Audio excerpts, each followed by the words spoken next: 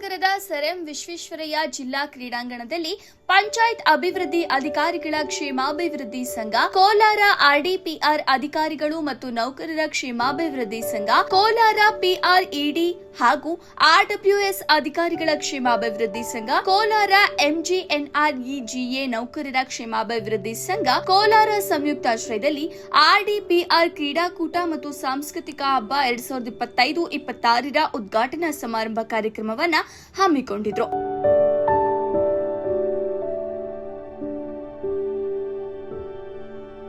ನಂತರ ಮಾತನಾಡಿದ ಗ್ರಾಮ ಪಂಚಾಯಿತಿ ಅಭಿವೃದ್ಧಿ ಅಧಿಕಾರಿಗಳ ಸಂಘದ ಜಿಲ್ಲಾ ಅಧ್ಯಕ್ಷರಾದ ಸಂಪ್ರಾಜ್ ರವರು, ಆರೋಗ್ಯವೇ ಭಾಗ್ಯ ಎಂಬ ಮಾತು ನಮ್ಮೆಲ್ಲರಿಗೂ ತಿಳಿದಿದೆ. ಆ ಆರೋಗ್ಯವನ್ನ ಕಾಪಾಡಿಕೊಳ್ಳುವ ಅತ್ಯುತ್ತಮ ಮಾರ್ಗವೆಂದರೆ ಕ್ರೀಡೆ. ಕ್ರೀಡೆಗಳು ನಮ್ಮ ದೇಹವನ್ನ ದೈಹಿಕವಾಗಿ ಸದೃಢಗೊಳಿಸುವುದಲ್ಲದೆ ಮಾನಸಿಕವಾಗಿ ಚುರುಕಾಗಿರಿಸುತ್ತವೆ. ಕ್ರೀಡಾಕೂಟವು ಕೇವಲ ಓಡುವುದು ಅಥವಾ ಆಟವಾಡುವುದಲ್ಲ, ಇದು ನಮಗೆ ಜೀವನದ ದೊಡ್ಡ ಪಾಠಗಳನ್ನು ಕಲಿಸುತ್ತದೆ. ಅನೇಕ ಕ್ರೀಡಾಪಟುಗಳು ತಮ್ಮ ಸಮರ್ಪಣೆ ಮತ್ತು ಪರಿಶ್ರಮದಿಂದ ನಮಗೆ ಸ್ಫೂರ್ತಿ ನೀಡುತ್ತಾರೆ. ಈ ಕ್ರೀಡಾಕೂಟದಲ್ಲಿ ಗೆಲುವು ಮುಖ್ಯವಲ್ಲ, ಭಾಗವಹಿಸುವಿಕೆ ಮತ್ತು ನಾವು ಕಲಿಯುವ ಕ್ರೀಡಾ ಸ್ಫೂರ್ತಿ ಮುಖ್ಯ.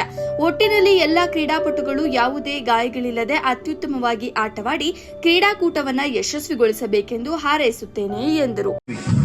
ಈ ಕ್ರೀಡಾಕೂಟದ ಉದ್ದೇಶ ಏನು ಅಂತಂದ್ರೆ, ಈಗ ಸದೃಢ ದೇಹವಿದ್ದರೆ ಮಾತ್ರ ಅದರಲ್ಲಿ ಸದೃಢ ಮನಸ್ಸಿರ್ತದೆ ಎಂಬಂತ ನಾಣ್ಣುಡಿಯಂತೆ ನಾವೆಲ್ಲರೂ ಕೂಡ ಸಾರ್ವಜನಿಕ ಸೇವೆಯನ್ನು ಮಾಡಬೇಕಾದ್ರೆ ನಮ್ಮ ಸರ್ಕಾರಿ ನೌಕರರ ಮುಖ್ಯ ಪಾತ್ರ ಏನು ಅಂತಂದರೆ ಸಾರ್ವಜನಿಕ ಸೇವೆ ಮಾಡಬೇಕು, ಸರ್ಕಾರದ ಯೋಜನೆಗಳನ್ನು ಜಾರಿ ಮಾಡಬೇಕು ಅಂತಂದರೆ ನಾವು ಆರೋಗ್ಯವಂತ ದೇಹವನ್ನು ಮತ್ತು ಮಾನಸಿಕ ಆರೋಗ್ಯವನ್ನು ಕಾಪಾಡಿಕೊಳ್ಬೇಕಾದ ಅವಶ್ಯಕತೆ ಇರ್ತದೆ.